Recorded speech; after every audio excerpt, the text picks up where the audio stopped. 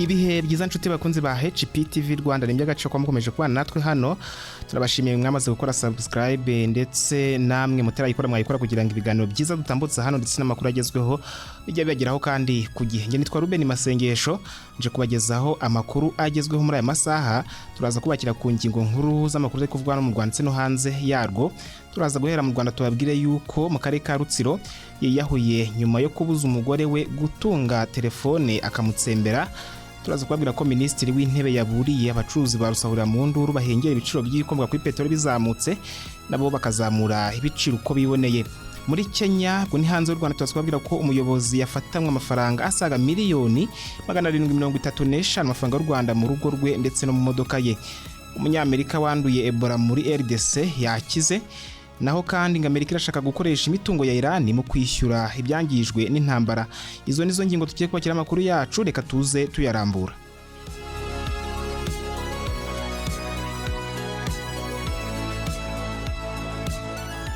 Amakuru yacu tuyahere mu karere ka Rutsiro tubabwire ko yiyahuye nyuma yo kubuza umugore we gutunga telefone akamutsembera. Umugabo w'imyaka 26 wo mu karere ka Rutsiro yanyoye umuti wica udukoko arapfa, bikekwa ko yabitewe n'amakimbirane yaramaze iminsi afitanye n'umugore we. Yabujije gutunga telefone ngo atazacudika n'abandi bagabo, undi akamutsembera ko atabaho adatunze telefone. Ibi byabereye mu murenge wa Munihira, akagari ka Muyira, mu mudugudu wa Muyira kuwa 5 Kamena 2026, ubwo ni mu karere ka Rutsiro. Umunyamabanga nshingwabikorwa w'umurenge wa Manihira ukishaka titiye yahamirije igihe aya makuru agira ati nibyo koko Uwamungu Claude w'imyaka 26 abanaga n'umugore we byemewe n'amategeko yanyoye umuti wica udukoko, bihutira kumujyana ku kigo nderabuzima cya Rutsiro. Mu gihe bakimwitaho ahita ashiramo umwuka. Amakuru avuga ko yaramaze iminsi afitanye amakimbirane n'umugore we.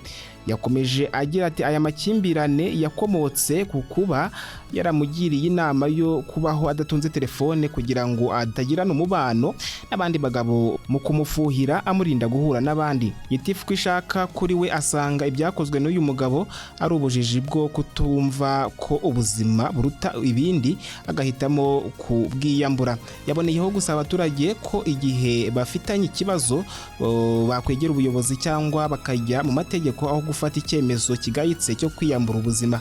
Umurambo wahise ushyikirizwa umuryango kugira ngo ushyingurwe. Dukomereze kuri iyi nkuru ivuga yuko Minisitiri w'Intebe Dr Nsengiyumva yihanangirije abacuruzi ba rusahurira mu nduru. Minisitiri w'Intebe Dr Justin Nsengiyumva yihanangirije abacuruzi babona igihugu kinjiye mu bihe bidasanzwe gihanganyemo n'izamuka ry'ibikomoka kuri peteroli, bakabyuriraho bagahenda abaturage bakazamura ibiciro uko biboneye. Ashimangira ko ibyo ngibyo bitazihanganirwa. Yabigarutseho kuwa 6 Kamena 2026 mu kiganiro n'itangazamakuru kibanze ku ishusho rusange y'ubukungu bw'igihugu n'imibereho y'abanyarwanda. Dr Nsengiyumva yagaragaje ko u Rwanda kimwe n'ibindi bihugu byose bya Afurika bikiri mu nzira y'amajyambere bigowe n'izamuka ry'ibiciro ku isoko bitewe n'intambara iri mu burasirazuba bwo hagati ihanganishije Leta Zunze Ubumwe za Amerika, Israel ndetse na Iran, ariko abacuruzi batagomba kubyitwaza ngo bahende abaguzi ibirengeje urugero. Yavuze ko iyi ntambara yatumye ibiciro by'ibitumizwa mu mahanga bizamuka kandi ko kwiyongera kuri kugira ingaruka ndetse bikongera umutwaro ku baturage, ariko ko Leta ikomeje gukora ibishoboka byose mu guhangana nabyo. Dr Nsengiyumva yashimangiye ko Leta y'u Rwanda izi neza ko muri iki gihe ikiguzi cy'imibereho cyazamutse, bikaba kandi biri kugira ingaruka ku mibereho n'imiryango y'abanyarwanda, ariko yizeza ko hari ikiri gukorwa kugira ngo umutwaro nibura ugabanuke. Yasabye abaturarwanda kudakuka imitima kuko ari ikibazo isi ihanganye nacyo, kandi by'umwihariko nk'u Rwanda hari ibindi bibazo by'ingutu rwigobotoye, bityo ko nicyo atari cyo cyananirana.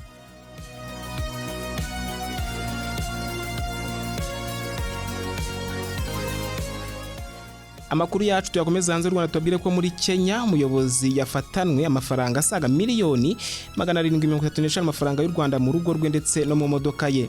Mu gihe hakomeje kuvugwa abayobozi bafatanwa amafaranga menshi, bigakekwa ko yaba yaraturutse mu bikorwa bya ruswa mu karere ka Afurika y'Iburasirazuba. Muri Kenya hafashwe undi muyobozi wo ku rwego rwo hejuru waruhishe amafaranga menshi mu rugo rwe no mu modoka ye. Patrick Anaro Akivaga, umuyobozi mukuru ushinzwe iterambere ry'imijyi n'igenamigambi mu mujyi wa Nairobi, yatawe muri yombi n'urwego rwa Kenya rushinzwe kurwanya ruswa n'imyitwarire mibi nyuma yo gusanganwa amafaranga arenga miliyoni 35 z'amashiringi ya Kenya, no kuvuga angana na miliyoni 735 z'amafaranga y'u Rwanda. Iki gikorwa cyabaye kuwa 4 tariki ya 4 Kamena 2023 ubwo abashinzwe iperereza basakaga urugo rwe ruherereye Isiokimau mu ntara ya Makakosi mu rwego rw'iperereza kwitsinda rikekwaho gukora ibikorwa bya ruswa no kunyereza umutungo wa leta. Amakuru yatangajwe n'urwego rwa Kenya rushinzwe kurwanya ruswa n'imyitwarire mibi agaragaza ko amafaranga yafashwe yaragizwe n'asaga miliyoni 51 z'amashiringi ya Kenya ndetse n'amadolari ya Amerika ibihumbi 130 yose yarahisha ahantu hatandukanye mu rugo rwe ndetse no mu modoka ye. Iperereza ry'ibanze ryagaragaje kandi ko Akivaga akekwaho kwakira amafaranga arenga miliyoni 170 z'amashiringi ya Kenya hagati y'umwaka w'ingengo y'imari ya 2019-2020 ndetse n'umwaka w'ingengo y'imari 2025-2026 anyuze kuri konte za banki ndetse no ku buryo bw'ikoranabuhanga bwo kohereza amafaranga kuri telefone. Mu isaka ryakozwe hafashwe ibindi bikoresho bikekwa ko bifitanye isano n'ibyaha bya ruswa birimo impapuro z'ubutaka, ibyangombwa by'imodoka, amasezerano y'ubugure n'ubugure bw'imitungo, mudasobwa ndetse n'ibindi bikoresho by'ikoranabuhanga bishobora gufasha mu iperereza. Iki kigo gishinzwe kurwanya ruswa cyavuze kandi ko iperereza rikomeje kugira ngo hamenyekane inkomoko y'ayo mafaranga n'uruhare rw'abandi bantu bashobora kuba bari muri uwo mugambi. Cyongeyeho ko iyo dosiye nirangira gukorwa izashyikirizwa inzego z'ubushinjacyaha kugira ngo hafatwe ibyemezo bikurikije amategeko. Iri fatwa ry'uyu muyobozi rije mu gihe ibihugu byinshi byo muri Afurika y'Iburasirazuba bikomeje kongera ingufu mu kurwanya ruswa cyane cyane mu nzego za leta no mu bikorwa by'imitangire y'amasoko ya leta, aho amafaranga menshi akomeje kugaragara mu maboko y'abayobozi bamwe mu buryo butavugwaho rumwe. Reka dukomeze kuri ivuga yuko umunyamerika wanduriye Ebola muri RDC yakize. Umuganga w'umunyamerika wanduye virusi ya Ebola mu gihe yavuraga abarwayi muri Republika Demokarasi ya Kongo yakize nyuma y'ibyumweru birenga 2 yitabwaho n'abaganga mu Budage. Uyu muganga witwa Peter Stafford w'imyaka 39 yari amaze iminsi ari mu kato mu bitaro bya Charité biherereye i Berlin ni mu Budage. Kuwa 6 Kamena nibwo abaganga batangaje ko ameze neza ndetse ko yemerewe gusubira mu buzima busanzwe. Uyu muganga yakoreraga umuryango wa Gikristo ukora ibikorwa by'ubuvuzi muri Republika Demokarasi ya Kongo nk'umuganga ubaga. Bivugwa kandi ko yanduye Ebola ubwo yabagaga umurwayi wari uyirwaye mu burasirazuba bwa RDC mbere y'uko iki cyorezo gitangazwa tariki ya 15 Gicurasi. Nyuma yo gusanga arwaye iyi ndwara yavanwe muri RDC ajyanwa mu Budage n'indege yabugenewe. Uyu muganga yavuze ko mu buvuzi yahawe harimo uburyo bushya bwo kuvura bukiri kugeragezwa kuri ubu bwoko bwa Ebola buzwi nka bundi buryo, kuko kugeza ubu nta muti n'urukingo biraboneka. Umuryango we ugizwe n'umugore we n'abana 4 nabo bari bashyizwe mu kato kubera ko bari mu bantu bashobora kuba baranduye, bemerewe gusohoka nyuma yo kugaragaza ko nta bimenyetso by'iyi virusi bafite. Stafford yashimiye ibitaro n'abakozi babyo bamwitayeho, ariko avuga ko ibitekerezo bye bikiri ku baturage ba Republika Demokarasi ya Kongo bakomeje guhura n'iki cyorezo badafite amahirwe yo kubona ubuvuzi nk'ubwo yahawe.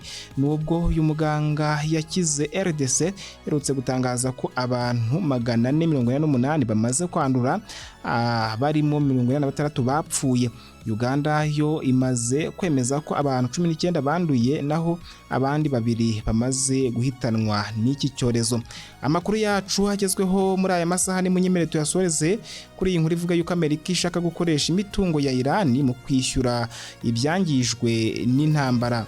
Mu gihe impande zombi zimaze iminsi zirenga ku gahenge kemeranijwe mu ntambara yo muri Iran, umwuka mubi wongeye kuzamuka nyuma y'uko Leta Zunze Ubumwe za Amerika zitangaje ko ziri gusuzuma uburyo zakoresha imitungo ya Iran mu kwishyura no gusana ibyangijwe n'intambara mu bihugu by'inshuti za Amerika mu burasirazuba bwo hagati.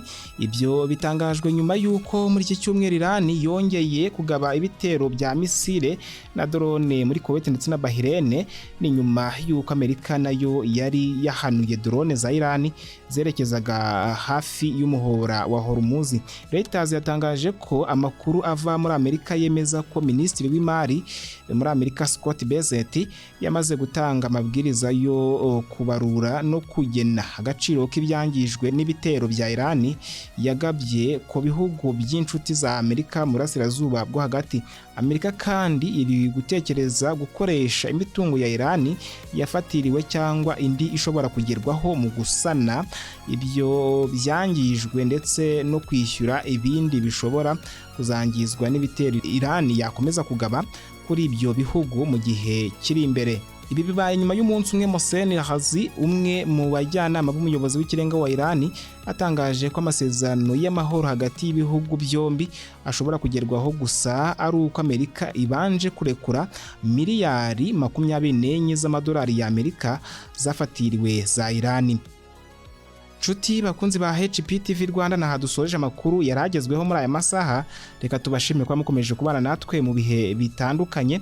Nge nitwa Ruben Masengesho, mukomeze kugira impera z'icyumweru nziza ndetse na weekend nziza. Imana ibaho umugisha.